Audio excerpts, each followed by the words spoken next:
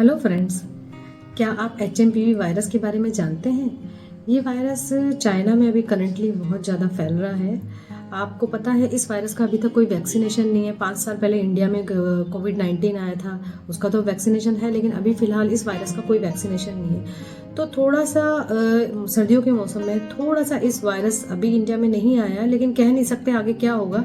थोड़ा-सा वायरस का कोई सा भी वायरल इन्फेक्शन हो, उससे बचने के लिए थोड़ी-सी मैं जानकारी आपको देना चाह रही हूँ। जैसे कि जो ये वायरस है, ये भी सेम इसके सिम्पटम वैसे ही हैं जैसे कोविड-19 में कोरोना के टाइम पे हुए थे, जैसे कि बुखार, खांसी, जुकाम, उसी तरीके से सिम्पटम हुए थे। इसका जो वायरस है, ये भी उसी तरीके से फैलता है।